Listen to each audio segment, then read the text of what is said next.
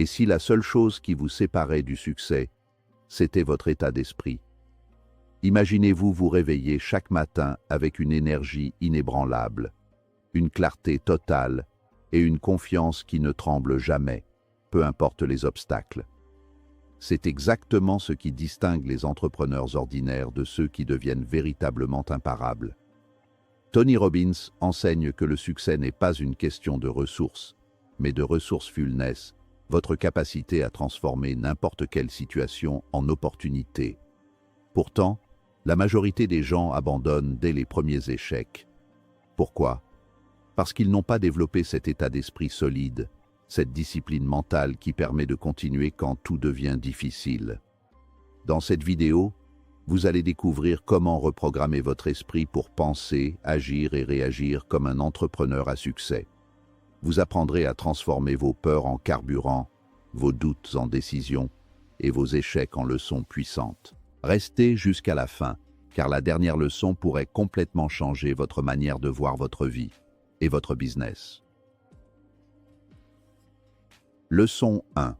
Maîtriser ses émotions.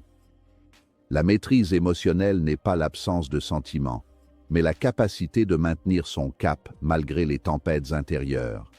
Pour l'entrepreneur, l'émotion est un signal, pas une commande. Imaginez votre esprit comme un navire. Les émotions sont les vents. Si vous les laissez tenir la barre, vous finirez fracassé contre les récifs de l'impulsivité. En revanche, si vous apprenez à orienter vos voiles, même l'ouragan le plus violent peut devenir la force qui vous propulse vers votre destination à une vitesse record. Le stress, souvent perçu comme un poison, est en réalité une forme brute d'énergie chimique. Biologiquement, la réponse au stress prépare le corps à l'action. L'entrepreneur d'élite ne cherche pas à éliminer cette tension, il la transmute. Au lieu de voir le cœur qui bat vite comme un signe de panique, il le perçoit comme son moteur qui monte en régime pour affronter un défi majeur. Cette alchimie mentale transforme l'anxiété paralysante en une vigilance laser, permettant de prendre des décisions cruciales sous une pression que d'autres trouveraient insupportable. La peur, quant à elle, est la boussole de la croissance. Elle indique exactement là où se trouve la frontière de votre zone de confort. En agissant malgré la peur, vous ne faites pas que surmonter un obstacle technique. Vous élargissez votre identité. Chaque fois que vous choisissez l'action plutôt que l'évitement, vous renforcez un muscle psychologique qui rend la prochaine peur moins intimidante. C'est ainsi que l'on devient imparable, non pas en devenant insensible, mais en devenant si habitué à l'inconfort qu'il devient votre habitat naturel. Leçon 2. Adoptez une vision claire. Une vision n'est pas un simple souhait, c'est une architecture mentale préconstruite. Sans elle, l'entrepreneur est comme un bâtisseur qui poserait des briques au hasard en espérant qu'une cathédrale finisse par apparaître. La clarté est une forme de pouvoir. Lorsque vous savez exactement où vous allez, votre cerveau active un mécanisme de filtrage appelé le système d'activation réticulaire. Soudain, des opportunités, des personnes et des ressources qui étaient auparavant invisibles commencent à apparaître dans votre champ de vision parce que vous leur avez donné une cible. La stratégie découle de la vision comme l'eau s'écoule d'une source. Si la vision est trouble, chaque décision quotidienne devient un combat épuisant contre l'incertitude. Faut-il investir dans ce projet? Faut-il recruter ce talent? Si la réponse ne sert pas directement la construction de votre vision finale, elle est une distraction. Une vision claire permet de dire non avec une confiance absolue, ce qui est le secret ultime de la productivité. La clarté transforme le mouvement brownien en un faisceau laser capable de percer les obstacles les plus denses. Définir ce que l'on veut construire demande une honnêteté brutale. Il ne s'agit pas de copier la vision d'un autre ou de suivre les tendances du marché par mimétisme. C'est une quête de précision. Quelle est la valeur ajoutée unique que vous apportez au monde? À quoi ressemble votre entreprise dans 10 ans? Cette image doit être si vivante dans votre esprit qu'elle devient plus réelle que votre situation actuelle. C'est cette réalité intérieure qui vous soutiendra lorsque la réalité extérieure sera décourageante, agissant comme un phare inébranlable dans la nuit. Leçon 3. Reprogrammer ses croyances. Nos croyances ne sont pas des vérités universelles, mais des logiciels mentaux qui dictent ce que nous percevons comme possible ou impossible. La plupart de nos limites sont des héritages psychologiques que nous avons acceptés sans inventaire. Pour réussir, il faut auditer sa propre pensée. Si vous croyez secrètement que l'argent est mauvais ou que vous n'êtes pas né pour diriger, vous saboterez inconsciemment chaque opportunité de succès. Vos résultats ne sont que le miroir de votre thermostat interne. Ils ne dépasseront jamais le niveau de ce que vous croyez mériter. Remplacer « je ne peux pas » par « je vais apprendre comment » est le pivot fondamental de la mentalité de croissance. Le premier terme est une porte fermée à clé qui arrête tout processus cognitif. Le second est une question ouverte qui mobilise instantanément votre créativité et vos ressources.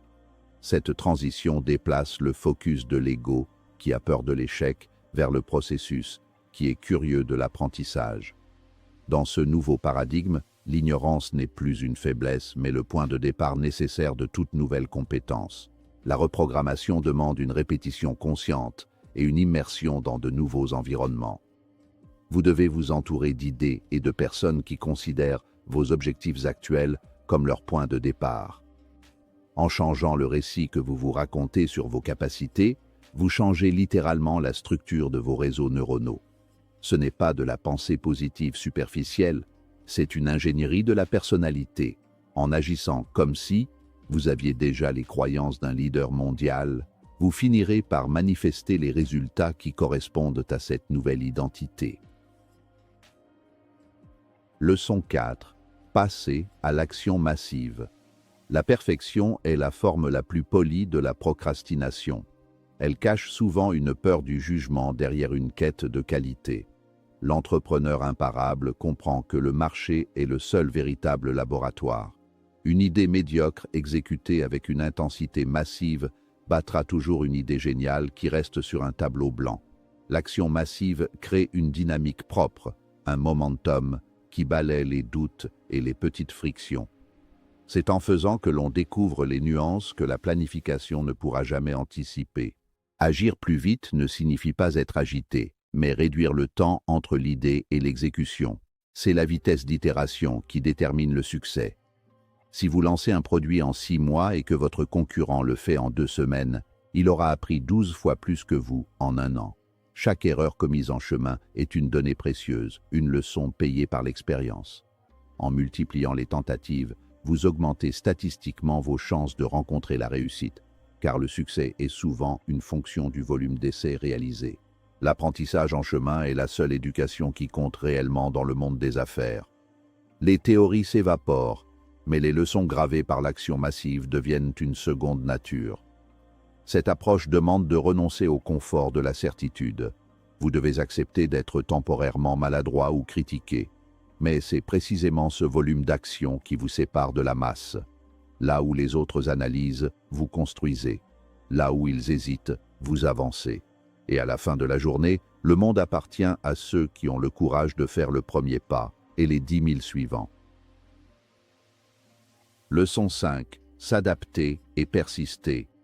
La persistance n'est pas de l'entêtement aveugle, c'est un engagement inébranlable envers le pourquoi, couplé à une flexibilité totale sur le comment.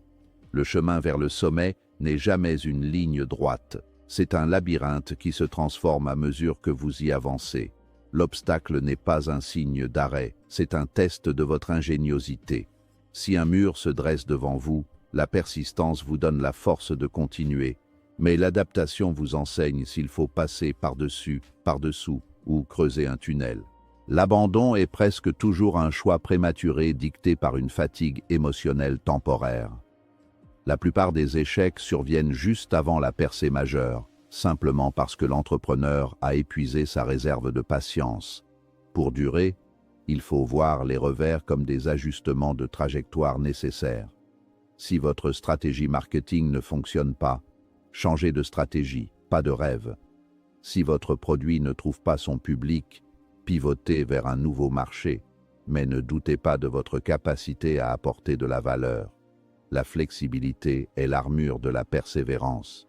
Cultiver cette résilience demande une vision à long terme. Lorsque vous jouez le jeu sur une décennie, un mois difficile n'est qu'un pixel dans une image immense. Cette perspective permet de garder son calme quand tout semble s'effondrer. En refusant d'ajuster votre objectif final, vous forcez l'univers à céder.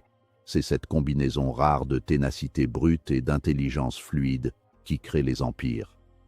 Les obstacles finissent par s'écarter devant l'homme ou la femme qui refuse simplement de s'arrêter de marcher. Développer un état d'esprit entrepreneurial imparable n'est pas un talent inné, c'est une compétence qui se construit chaque jour. Ce n'est pas ce qui vous arrive qui détermine votre succès, mais la manière dont vous y réagissez. Chaque défi, chaque échec, chaque moment de doute est en réalité une opportunité déguisée pour devenir plus fort, plus intelligent et plus résilient. Les entrepreneurs qui réussissent ne sont pas ceux qui n'échouent jamais, mais ceux qui refusent d'abandonner. Ils avancent même quand ils ont peur. Ils agissent même quand ils doutent. Et surtout, ils croient en leur vision, même lorsque personne d'autre n'y croit encore. Rappelez-vous, votre esprit est votre arme la plus puissante. Si vous le maîtrisez, vous pouvez transformer n'importe quelle situation en tremplin vers votre succès. Mais cela demande de la discipline, de la constance et une décision ferme, celle de ne jamais revenir en arrière. Alors posez-vous cette question, êtes-vous prêt à devenir cette version de vous-même qui ne s'arrête jamais? Si oui, commencez aujourd'hui, pas demain, maintenant.